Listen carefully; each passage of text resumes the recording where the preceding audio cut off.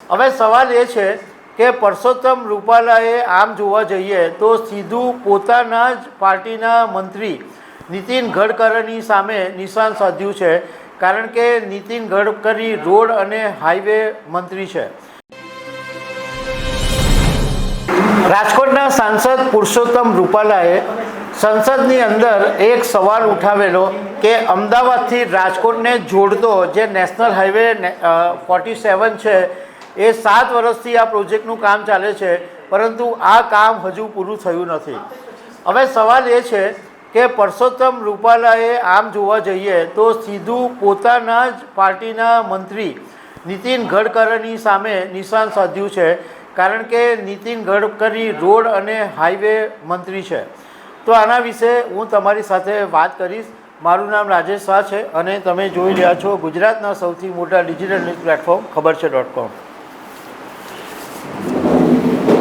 ગુજરાત માટે અને સૌરાષ્ટ્ર માટે બહુ જ મહત્ત્વનો એક જે પ્રોજેક્ટ છે 6 લેન હાઈવે, એ 2017ની અંદર પ્રધાનમંત્રી નરેન્દ્ર મોદીના હસ્તે શિલાન્યાસ કરવામાં આવેલું અને તે વખતે મુખ્યમંત્રી તરીકે વિજય રૂપાણી હતા. અને 2018ની અંદર રોડ બનાવવાની શરૂઆત કરવામાં આવી હતી. એટલે 2018માં આ પ્રોજેક્ટ શરૂ થયો અને 2025 આવી ગયો. એટલે કે 7 વર્ષ થયા, પરંતુ હજુ પણ આ જે પ્રોજેક્ટ છે એ પૂરો થયો નથી. અને આ આખો જે પ્રોજેક્ટ છે એ અમદાવાદથી રાજકોટને જોડતા નેશનલ હાઈવે નંબર 47ની 6 લેન કામગીરીને લગતો છે અને એ વિલંબ થઈ રહ્યો છે. એના માટે પરસોત્તમ રૂપાલાએ સંસદની અંદર સવાલ ઉઠાવેલો હતો કે 7 વર્ષ થયા, હજુ આ 6 લેન હાઈવે છે એ બન્યો નથી. અને નવાઈની વાત એ છે કે આ પ્રોજેક્ટ પૂરો કરવા માટે અત્યાર સુધીમાં 7 વખત ડેડલાઇન વધારવામાં આવી છે. દર વખતે આ વર્ષે પૂરું થશે, આ વર્ષે પૂરું થશે એમ કરીને આ જે પ્રોજેક્ટ છે એની ડેડલાઇન હંમેશા વધારવામાં આવી છે.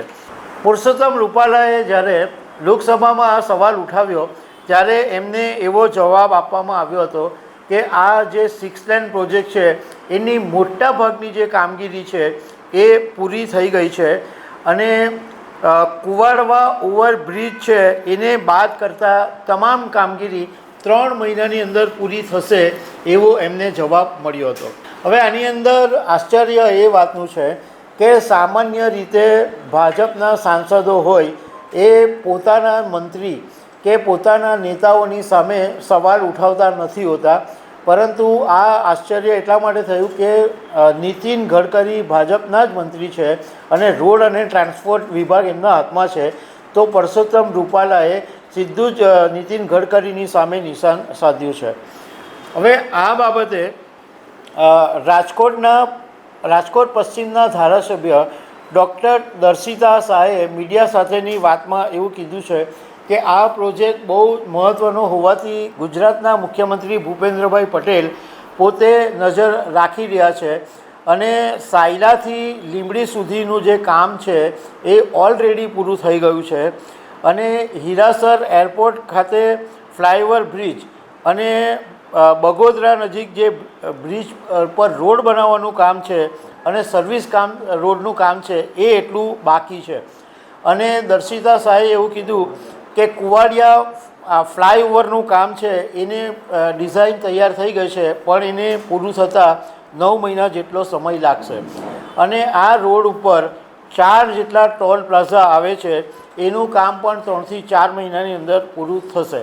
ડૉક્ટર દર્શિતા શાહનું કહેવું એમ છે કે નવેમ્બર 2025 સુધીમાં આ જે નેશનલ હાઈવે 47 છે એના 6 લેન વેનું કામ છે એ પૂરું થઈ જશે. તો દર્શક મિત્રો, આવી અનેક વાતો સાથે અમે તમને મળતા રહીશું. Thank you very much.